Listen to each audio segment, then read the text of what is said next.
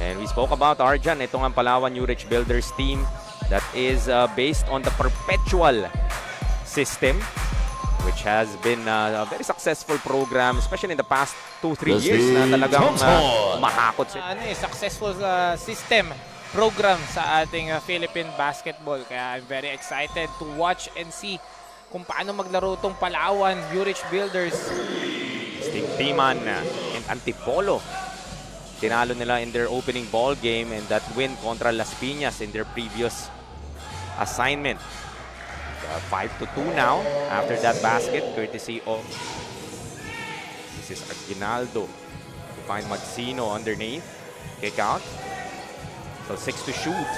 Nice drop pass. Sandoval short on his initial attempt but able to clean it up himself. Abante na ng 5. Ito para kay Timtiman. A 2-on-1 on the other end. Montemayor with a lefty finish. Action here para sa Mamba.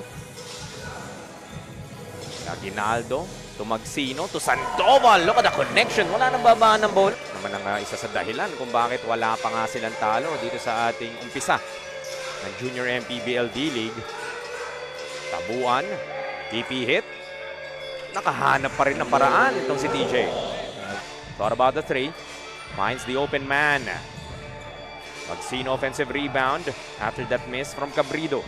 Hindi na tayo magtataka kung bakit nagdo-double-double ito. Monmon, Magsino. Terus talaga magkaroon ng kalaban na masisipag dahil syempre minsan malingat ka lang nasa rebound na. Pero yun nga, speaking of malingat ka, Thompson. Sa ating first quarter, Timtiman. Pulling up that short. Rebound, Magsino na naman. Ganda naman ng galaw na 100. 6 points so far to go with 3 rebounds para kay Monmon Magsino. Yun nga. Ano mo, pipigilan itong si Monmon. Injury from 2 months ago, but it still needs strengthening, but kaya naman na daw ilaro. I've known Justin for 3 years now and he said na ibang Justin na daw makikita. Ano pangilingin mo? Kapatid, magtataka ka pa ba? Magtataka ka pa talaga. CJ Ang, another excellent report. Kaso, yung front court dito na San Pedro Mamba in the paint of another offensive rebound. Yeah, napakasakit nun for them. Pero yun nga, yung pound for pound fitness, kailangan i-push out nila sa comfort zone nitong si Magsino at Sandoval. Baldoria but stolen away. Counter steal for Ortega. Peke. And finally the finish. Montemayor. Patience lang ang usapan na. In a hurry. Compare mo dun sa na naglalaro ka na mabilis pero hindi nagmamadali, no? Open in the corner, knocking it down. Binigyan pa ng isang dribble para dito kay Mark Martinez. Napakaganda dito madaya. Stolen away by San Pedro. This is Flores streaking down court and getting the strong finish. Grabe naman yon, protecting. Ken Flores, pero talagang bato-bato itong batan to. Wala para kay Martinez, knocking down his second 3-pointer of the ball game. Diba? Ano natin, mga pinapanood lang natin dati, Rico Meyerhofer, pero yon Mark Martinez. And that's off Flores, the heave. Able to find an open teammate, but a tough shot, but still able to get it to fall is Clark Capidos. Rojas finds an opening, finger roll for 2. Who did damage in that first quarter. Asking for it Martinez, but Flores trying to battle his way through. Magsino, another offensive rebound. Matik na yan. Naka nangihilingin pa para dito sa player na to. Hindi mo na kailangan mag-draw up ng kahit ano pang play. No? Ganyan yung klase ng player na meron ka. Stay Tabuan. Nice pass. Nice basket para dito kay Montemayor. Defense sa paint, nahihirapan silang makascore. At dito naman sa 3-point shot nila, hindi sila successful pagdating dun sa field na yon. Yan ang gusto ko naman sa mga Palawan New Rich Builders. Nakikinig na rin. Palawan. Tingnan nga natin kung yan ba ang magpapa-adjust sa depensa dito ng San Pedro. Yes, definitely. Yan ang kailangan nila na 3-point shot. Pero yun nga, speaking of 3-point shot, Mayor, siya na rin magtatakbo para sa Palawan. Ahead to Thompson. Attacks the defense. Look at that! My goodness! Thompson nga talaga to. Alam mo Actually, nag-coach ako sa kanya. Naging player ko yan sa Siargao eh. Yan. Kaya talagang maaasahan yan. Si John Abis. Alam mo, Fusion nga, sinasabi ko. Rojas, ball fake, gives it up the book. This time with a floater off the glass, soft touch. Malakay, finally. Palawan Urich Builders ng San Pedro dito. Balik sila kay Monmon, finishing off the window. Sa kabilang end. Sila 10-point lead para sa Mamba, 38-28. Tabuan, missing on his earlier attempt, but still able to recover and score 2. Cabrido. Go to the block, Sandoval looking to challenge Tabuan. Gets the easy 2. Montemayor asking for it. Ooh, look at that sidestep maneuver, Montemayor. Yung replay, ano naman yung galaw, job step, Pinoy step, sidestepping through, foul counted yon, brought to you by Compound dito. Completes the 3-point play. Sayang naman. Magsino gets trapped. Timtiman finds an opening. Gandang galaw naman para kay Timtiman.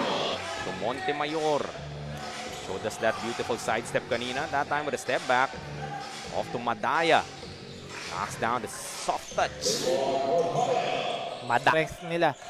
Magmintis man sila yung offensive rebounding. Yun talaga. Doon sila sumasandal. Kaya kailangan ilayo mo sa kanila yun. DJ Tabuan naman. Yun yung gugustuhin mong i-attempt ng San Pedro dito. Nice steal from behind. Cabrido completes the bucket. Gandang basa ni Cabrido doon, no? Alam niya nakatalikod yung offensive player ng Palawan. Very smart play. Nakaagaw na naman. Ooh. This time, finishing with the left. Make this a 10-point ball game. Take another look. Tumingin pa sa side mirror. Herald Cabrido. Herald ba talaga to? Parang Rojas goes to Tabuan. This is Borbon. Back to Rojas for 3. Knocks it down. Again. They go to Cabrido. Hanap na naman ng paraan. Everything but the basket. But look who's there, Arjan. Flores. So 9 to shoot. They go to Magsino kontra Borbon. Feeds Flores for the easy lay. The connection of these two big guys. Final 3 seconds. Montemayor knows it. Attacks Magsino. Badly needed basket para dito sa Palawan Urich Builders after Flores. This is Aguinaldo with Sandoval and Martinez. The 5 on the floor para dito sa Mamba as Aguinaldo kisses it off the glass for 2. Stolen by TJ. A 3-on-2. Tabuan floats it up and in. Pero still, dikit pa rin yung laban. So, what more kung magawa na nila yung laro na yan. Pero, hintayin pa yun. Kailangan na nilang gawin yun ngayon. Short on the 3 was Book. Tabuan offensive rebound. Kontra P-hit. Another difficult shot para kay finds himself free. Pulls up for 3. Malakas. Long rebound. Makukuha ni Magsino. Flores once again. Hindi magpapapigil. Still, ito mo naman yan, no? Ken Flores. A pound for pound fitness. Fall counted yun para sa kanya. So, nag-aalmusal ng bakal tong si Ken Flores eh. Hindi ko siyang K-Flow. Montemayor would count if it goes. And it does. Away by Cabrido. Capidos goes to Magsino for the easy bucket. And Pedro Mamba take another look. And Igo Montemayor. Trying to get it to Rojas. Good steal para kay Capidos. Caprido with a pull-up. Green. Herald, smart play there kasi syempre, not the biggest guy on the floor. Hindi niya na ipipilit sa ilalim. Settling on that mid-range jumper. Rebounded by Madaya. Now Thompson. Feeding TJ Tabuan. Lefty finish. TJ Tabuan. Lead sila at 9 though. 62-53. Approaching the 4-minute mark dito sa ating fourth quarter. Ganda peke! Herald Cabrito once again. Herald Cabrito, very high IQ basketball player. Alam niya kung saan siya libre. Pero yun nga, speaking of saan siya libre, just mahaba pa to for them. Pero syempre, every possession counts na for their team. Flores naman ang susubok. Showing us the stroke from beyond the arc. Part of his game. Under 3 to play. Montemayor nakahanap na naman ng umupo pa sa ere. Ang tagal. Was just 5 points. Yes, no? Syempre, yun nga, magsisimula ka talaga sa depensa, pero tingnan mo naman yun. So nasa itono yung galaw na yun eh. Montemayor once more. This time, one-hander. Back-to-back baskets para kay Montemayor to make. Dito sa ating ball game, the URH Builders will turn it over. Ahead is Team Timan. Trying to chase it down was Thompson. That just might be the back. Very. Talagang sayang yung possession na yun and a miscommunication.